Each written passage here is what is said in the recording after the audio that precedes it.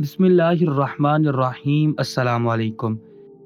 سپیدی سحر نمودار ہو رہی تھی، دن کی اجلی چادر رات کی سیاہی کو چاک کر کے پورے آسمان کو اپنی لپیٹ میں لینے کے بعد بس اشارہ خداوندی کی منتظر تھی۔ ایسے میں مصر کی پرسکون فضاؤں میں مؤذن کی آواز گونجی۔ مؤذن نے پرسوز آواز میں اللہ کی وحدانیت کا اقرار کرتے ہوئے اذان فجر کا آغاز کیا۔ مسجد کے مینار گونج اٹھے اور مصر کی گلیوں میں اذان کی آواز کے ساتھ ہی زندگی نمودار ہونے لگی۔ جس مسجد سے یہ فجر کی اذان بلند ہو رہی تھی، اس سے کچھ ہی فاصلے پر سلطان معظم کا محل تھا، جس کے در و دیوار خوابیدہ تھے۔ سلطان کی خوابگاہ کے اندر کا منظر بھی واضح تھا، جہاں سلطان رات بھر کی عبادت سے فارغ ہو کر کچھ دیر قبل ہی سوئے تھے۔ یہ ان کی ہمیشہ کی عادت تھی، وہ بے حد کم نیند لینے کے عادی تھے۔ ان کی رات کا اکثر حصہ بھی عبادت میں گزرتا تھا اور پھر وہ فجر کی اذان کی پہلی پکار کے ساتھ ہی اٹھ جایا کرتے تھے۔ آج بھی ایسا ہی ہوا۔ نیند میں سلطان کے کانوں میں مؤذن کی آواز گونجی۔ وہ پکار رہا تھا، حی علی الفلاح، آؤ کامیابی کی طرف۔ سلطان کی آنکھیں ایک جھٹکے سے کھل گئی۔ کمرے میں تاریکی تھی، ان کے کانوں میں مؤذن کی بالکل واضح آواز سنائی دے رہی تھی۔ اذان فجر مکمل ہو رہی تھی، نماز کا وقت شروع ہو رہا تھا، مگر سلطان کے لیے مشکلوں بھری زندگی کا آغاز بھی ہونے والا تھا۔ وہ نہیں جانتے تھے کہ آج کے دن ان کے کھلنے والی آنکھیں اب اس دنیا کی رونق کو نہیں دیکھ پائیں گی۔ سلطان نے کئی بار پلکیں جھپکائیں تاکہ ان کے کمرے کا منظر واضح ہو۔ وہ اپنے بستر پر دراز تھے، مگر انہیں اپنے خوابگاہ کی چھت تک نظر نہیں آ رہی تھی۔ سلطان نے خیال کیا شاید کمرے میں جلنے والی شمعیں بجھ گئی ہیں۔ وہ آہستگی سے اٹھ بیٹھے اور دعا پڑھی۔ سلطان کچھ دیر انتظار کرتے رہے کہ آنکھیں اندھیرے کی عادی ہو جائیں اور انہیں نظر آنے لگے تو وہ اٹھ کر شمعیں روشن کرے اور نماز فجر ادا کرے۔ لیکن اچانک انہیں ایک جھٹکا سا لگا، جب کافی دیر بیٹھنے کے بعد بھی ان کی آنکھوں کے آگے گھٹا ٹوپ اندھیرا ہی نظر آتا رہا۔ سلطان نے تیزی سے اپنی آنکھیں ملیں، لیکن کوئی فرق نہ آیا۔ سلطان کو آنکھوں میں اٹھتی ہوئی درد کی ایک ٹھیس محسوس ہوئی اور ساتھ ہی ان کے دماغ میں یہ خیال آیا کہ کیا ان کی آنکھیں ضائع ہو چکی ہے۔ اس خیال کا آنا تھا کہ سلطان بری طرح سے کام کے۔ آنکھیں بہت بڑی نعمت ہوا کرتی ہیں، اور سلطان جس عہدے پر تھے، ایک پوری سلطنت کا بھار ان کے کندھوں پر تھا۔ بغیر بینائی کے ان کی زندگی کیسے ہو سکتی تھی، وہ سوچ بھی نہیں سکتے تھے۔ سلطان ہاتھوں کا سہارا لے کر بستر سے اٹھے اور ٹٹولتے ہوئے مشعل تک جا پہنچے۔ مشعل گرم تھی، اس کا مطلب تھا کہ وہ روشن تھی۔ سلطان کو کچھ دکھائی نہیں دے رہا تھا، حالانکہ اب وہ پوری طرح سے جاگ چکے تھے۔ سلطان نے ہاتھ سے اندازہ کیا کہ مشعل میں آگ بھڑک رہی تھی۔ اس کا مطلب تھا کہ کمرے میں آگ کی روشنی ضرور تھی، مگر وہ سلطان کو دکھائی نہیں دے رہی تھی۔ سلطان سر سے لے کر پیر تک پسینے میں شرابور ہو گئے۔ آخر رات ہی رات میں یہ ان کے ساتھ کیا ہو گیا تھا؟ انہیں یاد آیا کل رات تو اپنی معمول کی عبادات کر کے اچھے خاصے سوئے تھے اور ان کی نظر سلامت تھی، لیکن آج صبح اٹھتے ساتھ ہی انہیں کچھ بھی دکھائی نہیں دے رہا تھا اور ان کی بینائی جا چکی تھی۔ اسی پریشانی کے عالم میں سلطان نے ملکہ کو آواز دی، جو ساتھ والی خوابگاہ میں تھی۔ ملکہ بھی فجر کی نماز کے لیے جاگی ہوئی تھی۔ انہوں نے جب اس طرح سلطان کے بدحواس آوازیں سنی تو تیزی سے دوڑتی ہوئی سلطان کی خوابگاہ میں داخل ہوئیں۔ آگے کا منظر ان کے ہوش اڑانے کے لیے کافی تھا۔ مشعل ہاتھ میں لے کر سلطان شب خوابی کے لباس میں کھڑے ہوئے تھے اور ان کی آنکھیں یوں ہو رہی تھی کہ گویا کسی نابینا کی آنکھیں ہوں، جس میں دور دور تک سیاہی نظر آ رہی تھی اور نور کا نام و نشان تک نہ تھا۔ سلطان نابینا ہو چکے تھے۔ ملکہ پر اس چیز کا ادراک ہوتے ہی انہیں شدید غم نے آ گھیر لیا۔ ملکہ نے آگے بڑھ کر سلطان کو ہاتھ سے پکڑا اور انہیں بستر پر بٹھایا۔ سلطان شدید رنج میں تھے کہ آخر کس وجہ سے ان کی بینائی اتنی اچانک چلی گئی۔ یکایک سلطان کو یاد آیا کہ فجر کی اذان ہوئے کافی دیر گزر چکی ہے اور انہیں نماز فجر ادا کرنی ہے۔ انہوں نے ملکہ کی مدد سے وضو کیا اور نماز فجر کی ادائیگی کی۔ ان کا ذہن اب تک اس اچانک پڑنے والی صورتحال کو سمجھنے سے قاصر تھا۔ خود ملکہ بھی حیران تھی کہ کل رات تک تو سلطان بالکل صحت مند تھے، آج صبح ان کی آنکھوں کی روشنی کیوں چلی گئی؟ تھوڑی ہی دیر بعد وزیر سلطان کو جگانے کے لیے آ پہنچا۔ محل میں روزمرہ کے احکامات کے لیے سلطان کا انتظار کیا جا رہا تھا، مگر آگے وزیر کے لیے جو کچھ منتظر تھا اس نے وزیر کے ہوش اڑا دیے۔ ان کا عزیز سلطان آنکھوں کی بینائی سے محروم ہو چکا تھا۔ اب وہ ملک کی سلطنت کو تب تک نہیں دیکھ سکتے تھے جب تک کہ ان کی آنکھوں کی بینائی بحال نہ ہو جاتی۔ وزیر نے آگے بڑھ کر سلطان سے سوال کیا، اے سلطان، آخر یہ سب کیا ہوا؟ کہ آپ نے رات سونے سے پہلے اپنی آنکھ میں کسی قسم کی دوائی ڈالی تھی یا سوتے ہوئے آپ کے ساتھ کوئی حادثہ پیش آ گیا؟ وزیر کی بات سن کر سلطان نے نفی میں سر ہلایا اور کہنے لگے، میں تو خود حیران ہوں کہ آخر نیند میں ہی میرے ساتھ یہ سب کیا ہوا ہے۔ میں صرف اٹھنے کے بعد ہی اپنی آنکھ میں درد کی ٹیس محسوس کر پایا ہوں اور پھر مجھے یہ اندازہ ہوا کہ میں کچھ بھی نہیں دیکھ پا رہا۔ سلطان کی اس حالت نے وزیر کو بھی پریشان کر دیا۔ ملکہ پہلے ہی شدید پریشانی کے حالات میں تھی۔ آخر سلطان کے حکم کو پا کر وزیر نے شاہی حکیم کو طلب کیا تاکہ وہ آ کر سلطان کی آنکھوں کا معائنہ کرے۔ شاہی حکیم بے حد قابل تھا، اسے عمر گزر چکی تھی سلطان کی خدمت کرتے ہوئے، اور اس کا دعویٰ تھا کہ کوئی ایسی بیماری نہیں جس کا وہ علاج نہ کر سکتا ہو۔ صرف موت ہی ایک ایسی چیز تھی جس کا علاج اس کے ہاتھوں میں نہ تھا، اور وہ خدا کا بڑا شکر گزار ہوا کرتا تھا۔ بلانے کی تھوڑی ہی دیر بعد شاہی حکیم اپنی دوائیوں کا بکسہ اٹھا کر سلطان کے خوابگاہ میں پہنچا۔ اس کی چھوٹی چھوٹی ذہین آنکھیں تیزی سے سلطان کا جائزہ لے رہی تھی۔ اس نے پہلے سلطان کو تعظیم پیش کی اور آگے بڑھ کر سلطان کی آنکھوں کا معائنہ کیا۔ وزیر اسے بتا چکا تھا کہ سلطان کی اچانک بینائی کھو گئی ہے، اور بینائی کھونے کی بظاہر کوئی وجہ بھی معلوم نہیں ہوئی۔ حکیم بڑی دیر تک سلطان کی آنکھوں کا معائنہ کرتا رہا۔ اس کے چہرے پر فکر اور پریشانی کی لکیر نمودار ہونے لگی۔ آخر کار اس نے اپنا سامان سمیٹا اور تھکے ہوئے انداز میں سلطان کے سامنے کھڑا ہو گیا۔ سلطان نے اس سے پوچھا، اے حکیم، کیا تمہیں کچھ معلوم ہوا کہ ایک رات کے اندر میری نظر کیوں ختم ہو گئی اور اسے بحال کرنے کا کیا ذریعہ ہے؟ سلطان کے کمرے میں حکیم کی مایوسی بھری آواز گونجنے لگی۔ وہ کہہ رہا تھا، سلطان معظم، انتہائی شرم کی بات ہے میرے لیے کہ میں پہچان ہی نہیں پا رہا کہ آپ کی آنکھوں کے ساتھ کیا مسئلہ ہو گیا ہے۔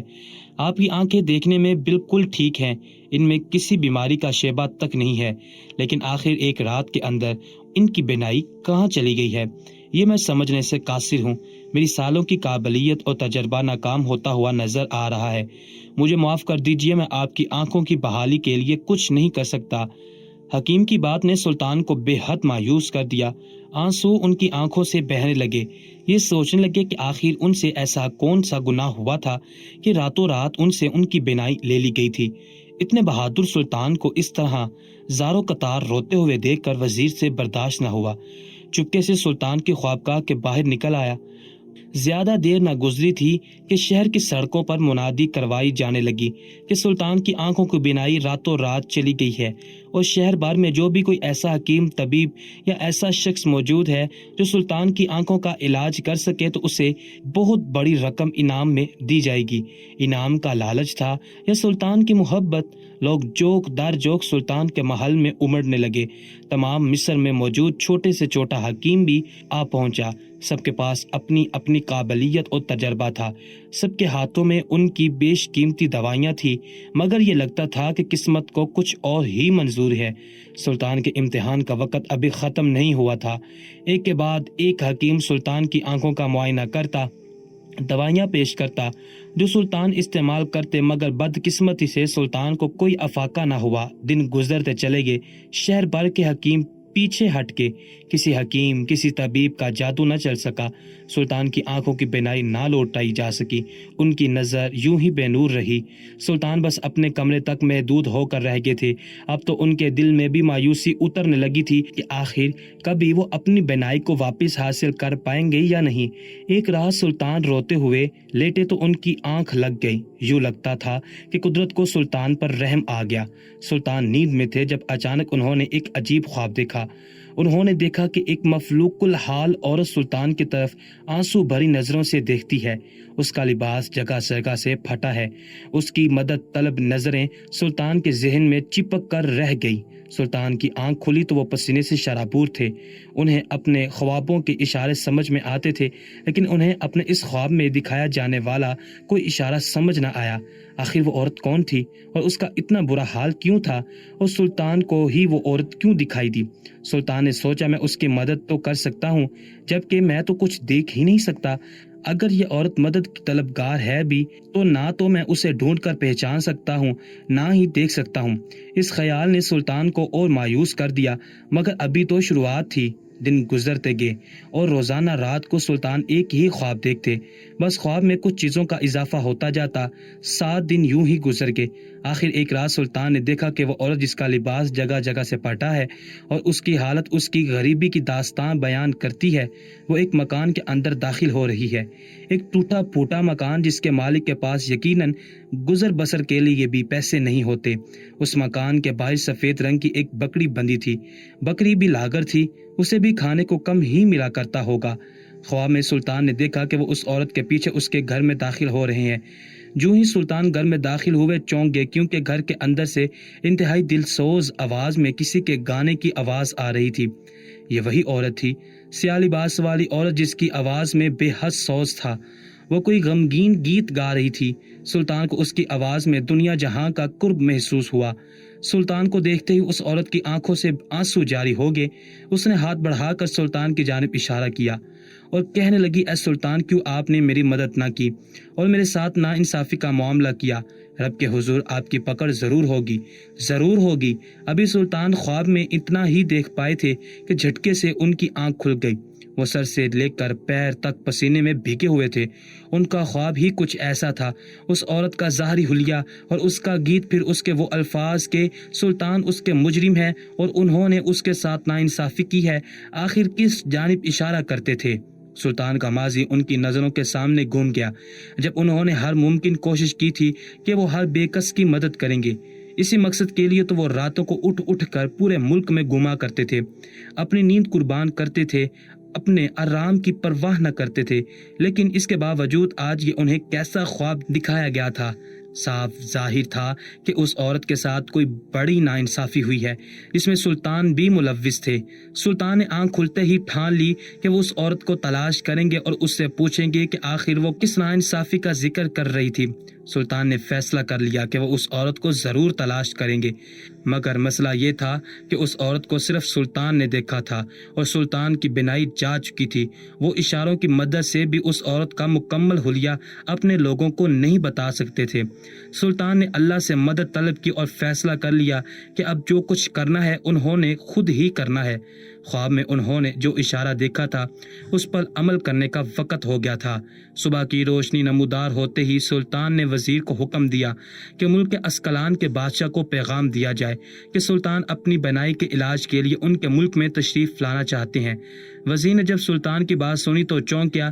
ملک اسکلان اپنی انوکھی خوبیوں کی وجہ سے دنیا بھر میں مشہور تھا، لیکن وہاں کے حکیم اور طبیب کچھ ایسے خاص قابل نہ تھے کہ سلطان وہاں جا کر علاج کروانا چاہ رہے تھے۔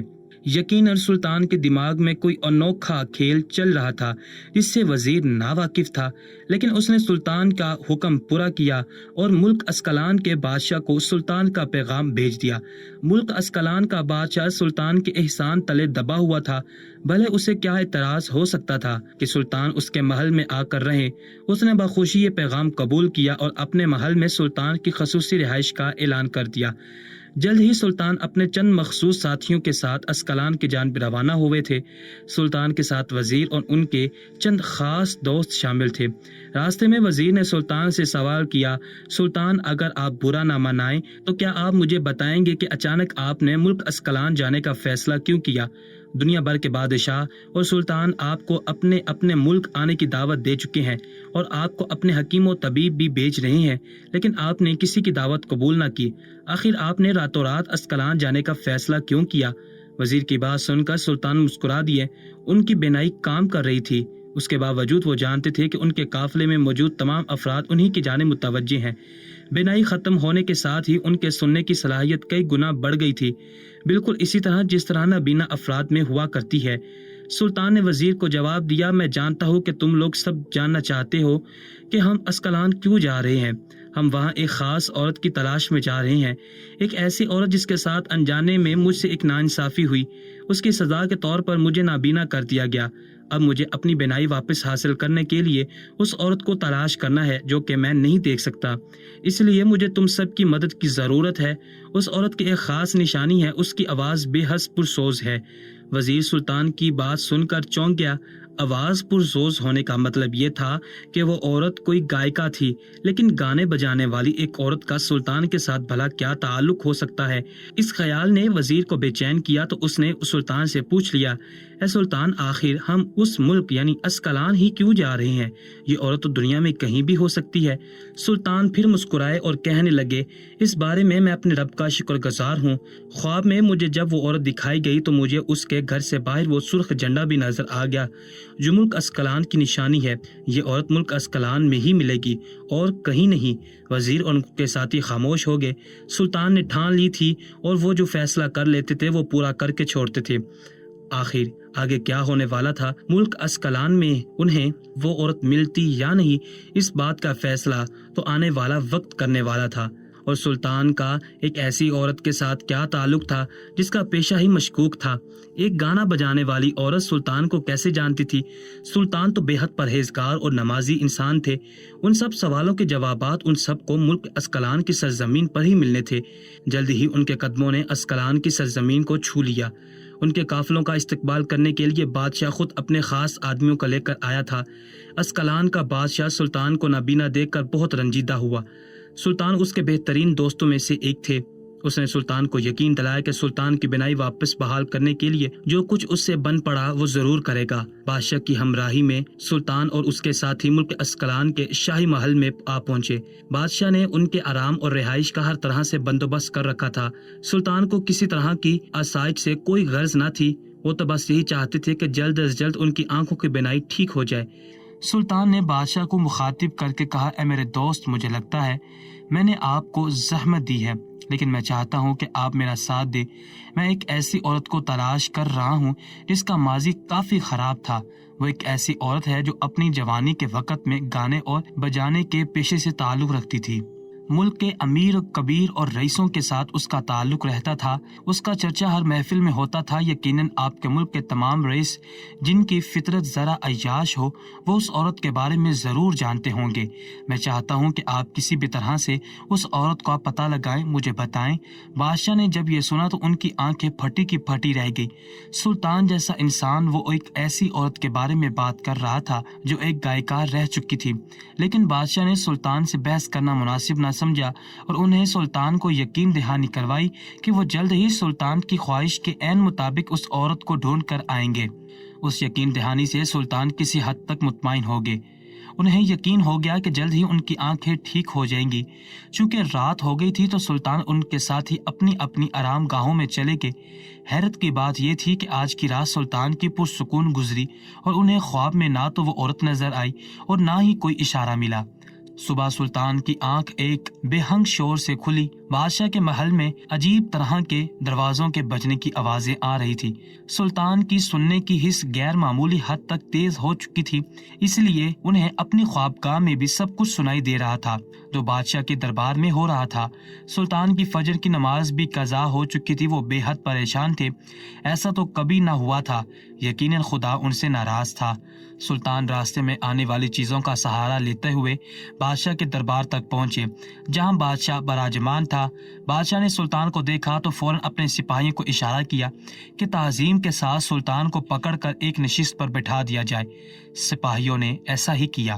سلطان نے بادشاہ سے پوچھا، اے میرے دوست، آخر یہ شور کیسا ہے؟ یہ معلوم ہوتا ہے کہ تمہارے اس دربار میں بہت سارے گانے بجانے کی آوازیں جمع ہیں۔ اسکلان کے بادشاہ نے یہ سن کر زوردار کہکا لگایا اور کہنے لگا، اے سلطان، نہ صرف آوازیں ہیں بلکہ ان آوازوں کو بجانے والیاں بھی آپ کی خدمت میں پیش ہیں۔ آپ کی پریشانی کو دیکھتے ہوئے میں نے تمام ملک کی گانے گانے والیوں کو آج آپ کی خدمت میں پیش کر دیا ہے۔ یہ تمام کی تمام بڑی مشہور گانے بجانے والیاں ہیں۔ ان سب کی عمریں زیادہ ہیں۔ عین ممکن ہے کہ آپ ان میں سے کسی عورت کو تلاش کر رہے ہو۔ بادشاہ کا اتنا کہنا تھا کہ ایک ساتھ ہی کئی نسوانی آوازوں نے سلطان کو سلام کیا۔ سلطان کی پیشانی پر بل پڑ گئی، لیکن مجبوری تھی، انہیں اپنی مطلوبہ عورت کی تلاش تھی۔ جو انہیں اسی طرح مل سکتی تھی۔ بادشاہ نے تمام عورتوں کو حکم دیا کہ ایک ایک کر کے سلطان کے سامنے جائیں اور سلطان سے بات چیت کریں تاکہ سلطان ان کی آواز سن کر پہچان سکے کہ آیا یہ وہی عورت ہے جو انہیں خواب میں دکھائی گئی تھی یا پھر اور کوئی۔ عورتوں کو بلایا گیا، اعتراض ہو سکتا تھا، انہوں نے بادشاہ کی بات مان لی، ایک ایک کر کے سلطان کے سامنے حاضر ہونے لگی۔ محل کے لوگ یہ دیکھ کر دبا دبا سا ہنسنے لگے، وہ سلطان کو جانتے تھے اور ان کی پرہیزگاری کو بھی۔ آج جب سلطان ان گانے بجانے والوں کے ساتھ کلام کر رہے تھے تو تمام لوگ ہی حیران تھے کہ آخر سلطان کو کیا ہو گیا ہے۔ اندر کی بات بہت ہی کم لوگوں کو معلوم تھی کہ سلطان اپنی آنکھوں کی بینائی کی بحالی کے لیے سب کچھ کر رہے ہیں۔ صبح سے لے کر شام ہوگی، عورتیں آتی رہیں اور سلطان کو سلام کر کے انہیں اپنا تعارف کرواتی رہی، مگر سینکڑوں عورتوں سے ملنے کے باوجود بھی سلطان کو اپنی مطلوبہ عورت نہ ملی۔ ان میں سے ایک بھی عورت وہ نہ تھی جس کی سلطان کو تلاش تھی۔ رات تک سلطان مایوس ہو گئے، انہوں نے بادشاہ سے کہا کہ تمام عورتوں کو واپس بھیج دیا جائے، شاید اس طریقے سے ان کی مطلوبہ عورت نہیں مل سکتی۔ اللہ تعالیٰ ان سے کچھ اور ہی چاہتے تھے، شاید تھوڑی سی مزید ریاضت درکار تھی جس کے بعد سلطان اپنی بینائی واپس پا سکتے تھے۔ ایک دن مزید گزر گیا۔ اگلے دن سلطان نے اپنے ساتھیوں کو حکم دیا کہ وہ قافلہ تیار کرے اور ملک اسکلان کی گلیوں میں گھوم کر اس عورت کو تلاش کرنا چاہتے ہیں۔ جس نے بھی یہ سنا وہ حیران رہ گیا، اتنا بڑا ملک اور ایک عورت کی تلاش جسے سلطان دیکھ بھی نہیں سکتے اور سلطان کے علاوہ کسی اور نے اس عورت کو دیکھا بھی نہیں۔ سب جانتے تھے کہ یہ تلاش بیکار ہے، وہ عورت بھی کبھی نہیں ملے گی، لیکن سلطان کو کوئی انکار نہیں کر سکتا تھا۔ سلطان کا قافلہ نکلا اور اسکلان کی گلیوں میں گھومنے لگا۔ سلطان کے ذہن میں رہ رہ کر وہی ایک خواب گھوم رہا تھا، مگر سلطان خود سمجھ نہیں پا رہے تھے کہ آخر وہ کس طرح اس عورت کو تلاش کرے۔ ملک اسکلان کے بادشاہ کا ایک نمائندہ بھی ان کے ساتھ تھا جو انہیں لے لے کر ایسی گلیوں میں جا رہا تھا جہاں گانے بجانے والی عورتیں رہتی تھی۔ ادھر دن گزر گیا مگر سلطان کو کوئی کامیابی نہ ملی۔ وہ جہاں بھی جاتے وہاں کوئی اور ہی عورتیں ملتی اور انہیں دعوت دینے لگتی۔ وہ سمجھتی شاید سلطان کون سے مخصوص وقت درکار ہے۔ یوں ہی چلتے چلتے شام ڈھلنے لگی۔ سلطان نے ذہن میں پکا ارادہ بنا لیا تھا کہ وہ تب تک محل واپس نہیں لوٹیں گے جب تک کہ وہ اس عورت کو ڈھونڈ نہیں لیتے۔ وہ جس شہر میں اس عورت کی تلاش کر رہے تھے اب یہ اس کی آخری گلیاں تھیں۔ انتہائی مفلوق الحال لوگوں کا علاقہ تھا۔ بادشاہ کے نمائندے نے سلطان سے کہا، اے سلطان، یہ شہر کا سب سے غریب علاقہ ہے، یہاں پر بس چند ہی گھر ہیں۔ یہاں پر ایک ایسی عورت رہتی ہے جو اپنی جوانی کے وقت میں گانے بجانے کا کام کیا کرتی تھی، لیکن اب وہ بہت ہی نیک اور پرہیزگار عورت ہے۔ ایسا لگتا تو نہیں کہ وہ آپ کی مطلوبہ عورت ہے، لیکن آپ کو اس سے مل لینا چاہیے۔ جو ہی یہ لوگ اس عورت کے مکان کے پاس پہنچے، سلطان کے کانوں میں بکری کے من منانے کی آواز آئی۔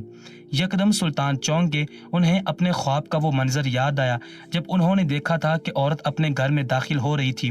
اس کی دہلیز کے پاس ایک لاگر سی بکری بندھی ہوئی تھی۔ سلطان نے وزیر سے سوال کیا، کیا اس گھر کے باہر ایک بکری بندھی ہوئی ہے جس کا رنگ سفید ہے؟ وزیر چونک گیا، آخر بادشاہ کو کیسے پتا چلا؟ وہ تو دیکھ نہیں سکتے۔ اس نے کہا، جی سلطان، آپ نے بالکل صحیح فرمایا، اس گھر کی دہلیز کے باہر ایک سفید رنگ کی بکری بندھی ہے۔ اس کے سامنے کھانے پینے کی کوئی چیز نہیں ہے۔ اس کے ظاہری حالات دیکھ کر بھی ایسا لگتا ہے کہ نہ جانے کب سے اس نے کچھ نہیں کھایا۔ سلطان بےتاب ہو گئے، یہی ان کا مطلوبہ گھر تھا۔ انہوں نے جلدی سے آگے بڑھ کر گھر کا دروازہ بجایا۔ کچھ دیر بعد اندر سے ایک نحیف سی آواز میں پوچھا گیا، دروازے پر کون ہے؟ سلطان نے آواز سنی اور پہچان لیا، یہ وہی عورت تھی۔ اس کی آواز سلطان نے خواب میں سنی تھی۔ سلطان نے بےتابی سے کہا، دروازہ کھولو، میں تمہاری مدد کے لیے آیا ہوں۔ اندر سے قدموں کے گھسیٹنے کی آواز آنے لگی، لگ رہا تھا کوئی بہت ہی مشکل سے چل کر دروازے تک آ رہا ہے۔ تھوڑی دیر کے بعد دروازہ کھلنے کی آواز آئی۔ سلطان کو کچھ دکھائی نہیں دے رہا تھا، وہ بس آوازوں سے ہی اندازہ لگا رہے تھے۔ سلطان نے سنا کوئی عورت پوچھ رہی تھی، آپ لوگ کون ہیں اور میرے گھر کیوں آئے ہیں؟ اچانک سے سلطان کو اپنے دماغ میں شدید ٹیس اٹھتی ہوئی محسوس ہوئی۔ اس سے پہلے کہ وہ خود کو سنبھالتے انہیں ایک تیز چکر آیا اور وہ اس عورت کی دہلیز پر گرتے چلے گئے۔ وزیر اور ان کے ساتھیوں نے آگے بڑھ کر جلدی سے سلطان کو سنبھال لیا، مگر سلطان بے ہوش ہو چکے تھے۔ بے ہوش سلطان کو اٹھا کر یہ لوگ جلدی سے بادشاہ کے محل لے کر آئے۔ سلطان کی حالت غیر تھی، وہ پسینہ پسینہ ہو رہے تھے۔ سلطان کا وزیر بے حد بوکھلایا ہوا تھا۔ آخر غیر ملک میں اس کے سلطان کو کیا ہو گیا تھا۔ محل پہنچتے ہی بادشاہ نے شاہی حکیم کو طلب کر لیا۔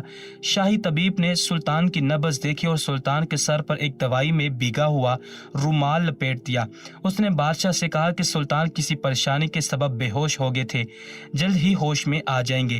تمام لوگ بڑی ہی بے چینی سے سلطان کے ہوش میں آنے کا انتظار کر رہے تھے۔ انہیں وہ عورت اور اس کا گھر تو بھول ہی گیا تھا۔ ابھی بادشاہ اور وزیر پریشانی کے عالم میں ٹہل رہے تھے کہ اچانک سلطان نے آنکھیں کھول دی۔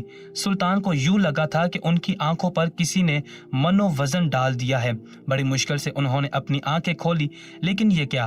سلطان حیران رہے کہ جب انہیں اپنے کمرے کا منظر واضح نظر آنے لگا۔ آخر یہ سب کیسے ممکن ہو گیا؟ ان کی تو بینائی کھوئی تھی، لیکن اب اچانک کیسے بینائی واپس آ گئی؟ سلطان نے اپنا سر پکڑ لیا۔ آخر انہیں سمجھ میں آ گیا کہ وہ اپنی مطلوبہ عورت تک جا پہنچے تھے، اس لیے اللہ تعالیٰ نے ان کی بینائی انہیں واپس لوٹا دی ہے۔ یقیناً آگے کے مرحلے کے لیے انہیں نظر کی بے حد ضرورت تھی۔ انہوں نے بے اختیار خدا تعالیٰ کا شکر ادا کیا جس نے سلطان کی لاج رکھی تھی، لیکن سلطان جانتے تھے کہ ابھی ان کا کام ادھورا ہے۔ وہ عورت تک تو پہنچ گئے تھے، لیکن وہ یہ نہیں جانتے تھے کہ آخر اس کے ساتھ کیا ناانصافی ہوئی تھی۔ چکراتے ہوئے سر کے ساتھ سلطان اٹھ بیٹھے۔ وزیر اور بادشاہ نے بے اختیار شکر ادا کیا کہ سلطان ٹھیک تھے۔ جب سلطان نے انہیں آگاہ کیا کہ ان کی بینائی ٹھیک ہو گئی ہے اور وہ سب کچھ دیکھ پا رہے ہیں، تو بادشاہ اور وزیر دونوں کی خوشی کی انتہا نہ رہی۔ لیکن بادشاہ حیران تھا، کہنے لگا کہ آپ نے اپنی مطلوبہ عورت کو ڈھونڈ کر اسے انصاف دلوا دیا ہے۔ سلطان، کیونکہ آپ ہی فرما رہے تھے کہ جب تک اس عورت کو انصاف نہیں ملے گا آپ کی بینائی واپس نہیں آ سکتی۔ سلطان نے یہ سنا تو انہیں پھر سے وہ کمزور سی آواز یاد آئی۔ وہ کہنے لگے، نہیں میرے دوست، ابھی میں نے اس عورت کو انصاف نہیں دلایا، نہ ہی میرا اس سے تعارف ہوا، لیکن میری بینائی کا واپس لوٹ آنا اس بات کی نشانی ہے کہ وہی وہ عورت ہے جسے انصاف کی ضرورت ہے۔ وہ میرے کسی عمل سے اس کی زندگی خراب ہوئی ہے، میں جتنی جلدی ہو سکے اس کو انصاف دلوانے کی کوشش کروں گا۔ یہ کہتے ہی سلطان نے خوابگاہ کی کھڑکی سے باہر جھانکا۔ باہر سے سیاہ رات پھیل چکی تھی، مغرب کی اذان ہوئے کافی وقت گزر چکا تھا، مگر سلطان ابھی آرام کرنے کے حق میں نہیں تھے۔ اگر اللہ نے انہیں ان کی بینائی بغیر انتظار کے لوٹا دی تھی تو سلطان کا فرض تھا کہ وہ بھی اپنا فرض چکاتے۔ سلطان نے جلدی سے فجر کی نماز ادا کی اور وزیر کو لے کر عورت کے گھر کی جانب چل دیے۔ رات کی تاریکی میں سلطان اور وزیر اپنے اپنے گھوڑوں پر سوار تیزی سے اس عورت کے گھر کی جانب بڑھے۔ جلد ہی یہ لوگ اس عورت کے گھر جا پہنچے۔ گھوڑے سے اترتے ہی سلطان نے آگے بڑھ کر تیزی سے دروازہ بجایا۔ ایک بار پھر اندر سے اسی عورت کی آواز سنائی دی۔ یہ پوچھ رہی تھی کہ دروازے پر کون ہے؟ سلطان نے بےتابی سے کہا، دروازہ کھولو بہن، میں تمہاری مدد کرنے آیا ہوں۔ تھوڑی ہی دیر انتظار کرنے کے بعد دروازہ کھل گیا اور سامنے جو منظر نظر آیا اسے دیکھ کر سلطان انتہائی شرمندگی کا شکار ہو گئے۔ ان کے سامنے ایک ادھیڑ عمر کی عورت کھڑی تھی۔ اس کا چہرہ شدید مشقت میں بسر ہوتی زندگی کے نشاندہی کر رہا تھا۔ عورت کے سر کے سارے بال سفید تھے، اس کا لباس جگہ جگہ سے پیوند لگا ہوا تھا۔ ایک نظر دیکھتے ہی سلطان نے اسے پہچان لیا، لیکن عورت کی شاید نظر کمزور ہو چکی تھی، وہ سلطان کو نہ پہچان پائی۔ اس نے سوال کیا، آپ لوگ کون ہیں؟ صبح بھی آپ آئے تھے، ابھی آدھی رات کو بھی مجھے پریشان کرنے کے لیے آگے ہیں۔ اگر آپ لوگوں نے مجھے مزید بلا وجہ پریشان کیا تو میں بادشاہ کو آپ کے خلاف شکایت لگا دوں گی۔ عورت کی یہ بات سن کر وزیر نے آگے بڑھ کر عورت کو تسلی دی اور کہا، خاتون بے فکر رہیں، آپ کے سامنے مصر کا بادشاہ ہی کھڑا ہے، آپ کو جو بھی تکلیف ہے آپ انہیں آرام سے کہہ سکتے ہیں۔ پہلے آپ یہ جان لیں کہ سلطان آپ کی خدمت میں کیوں آئے ہیں۔ مصر کا نام سننا تھا کہ عورت چونک اٹھی، اس کے چہرے کا رنگ ہی بدل گیا۔ سلطان نے اس عورت کو مخاطب کیا اور کہنے لگے، اے خاتون، ہمیں اندر آنے کی اجازت دیجیے۔ عورت خاموشی سے پیچھے ہٹ گئی اور سلطان اور وزیر کو اندر آنے دیا۔ یہ دونوں گھر کے اندر داخل ہو گئے تو عورت نے دروازہ بند کر لیا اور انہیں صحن میں ایک جانب بیٹھنے کا اشارہ کیا۔ وہاں ایک چھوٹی پھوٹی سی چارپائی پڑی تھی، سلطان اور وزیر اس پر بیٹھ گئے۔ عورت بھی وہیں ٹیک کر بیٹھ گئی اور سوالیہ نظروں سے سلطان کی جانب دیکھنے لگی۔ سلطان اس سے کیا بات کرتے، ان کی نظروں میں ماضی کے وہ منظر ڈھونڈ رہے تھے جب انہوں نے اس عورت کے ساتھ ناانصافی کی تھی۔ وہ جان چکے تھے کہ اللہ تعالیٰ نے ان کو کس گناہ کی پاداش میں ان کی بینائی چھینی تھی۔ یہ عورت جو آج اس حال میں تھی، شاید اس کی وجہ سلطان ہی تھے۔ سلطان کا ذہن ماضی میں پہنچ چکا تھا۔ انہیں وہ منظر یاد آیا جب انہوں نے اس عورت کو پہلی بار دیکھا تھا۔ برسوں پہلے کی بات تھی جب سلطان نے نیا اپنا عہدہ سنبھالا تھا، جب ایک رات یہ عورت ان کے دربار میں حاضر ہوئی تھی۔ اس عورت کی خوبصورتی بے مثال تھی، حالانکہ اس نے مکمل لباس سے خود کو ڈھانپ رکھا تھا، مگر پھر بھی اس کی خوبصورتی چھپائے نہ چھپتی تھی۔ اس عورت کے ہمراہی ایک ایسا شخص تھا، یہ اس کے چہرے پر بڑی خوبصورت داڑھی تھی۔ وہ دکھنے میں ہی ایک شریف اور مذہبی انسان لگ رہا تھا۔ یہ دونوں آگے پیچھے سلطان کے دربار میں داخل ہوئے۔ رات کا وقت تھا اور سلطان اپنے محل میں عبادت کر رہے تھے، لیکن ان کے سپاہیوں نے انہیں اطلاع دی تھی ایک عورت اور ایک مرد سلطان سے انتہائی اہم ملاقات کرنا چاہتے ہیں، اس لیے سلطان فوراً دربار میں آگے تھے۔ عورت نے جب سلطان کو دیکھا تو روتے ہوئے سلطان سے کہنے لگی، اے سلطان، میں نے آپ کے انصاف اور عدل کے چرچے سن رکھے ہیں۔ میں آج آپ کی خدمت میں اپنا ایک مقدمہ لے کر آئی ہوں۔ اگرچہ آپ مجھے اچھا نہ سمجھیں گے جب میں آپ کو بتاؤں گی کہ میں پیشے کے لحاظ سے ایک گانا گانے والی ہوں، میں مردوں کا دل لباتی ہوں اور اس کے عوض وہ مجھے معاوضہ دیتے ہیں۔ میں یہ کام چھپ کر کرتی ہوں تاکہ اپنا پیٹ پال سکوں، لیکن میں اپنا کام ایمانداری سے کرتی ہوں۔ جب تک میرے مہمان مکمل راضی نہ ہو جائیں میں اپنا وقت اسے دیتی ہوں۔ لیکن آج میں آپ کی خدمت میں اپنا ایک مقدمہ لے کر آئی ہوں کہ شخص جو میرے ساتھ کھڑا ہے یہ ملک کا ایک امیر کبیر انسان ہے، دنیا میں بے حد نیک نام اور شریف انسان مشہور ہے، لیکن میں یہ جانتی ہوں کہ یہ کتنا شریف ہے۔ اس شخص نے پچھلے کئی مہینوں سے میرا معاوضہ ادا نہیں کیا۔ جو دوست اس کہانی کو مکمل سننا چاہتے ہیں وہ سکرین پر نظر آنے والی ویڈیو پر کلک کر کے ہماری آج کی اس کہانی کو مکمل دیکھ سکتے ہیں۔ آج کی ہماری اس کہانی کو مکمل دیکھنے کے لیے جلدی سے سکرین پر نظر آنے والی ویڈیو پر کلک کیجیے گا۔ اللہ نگہبان۔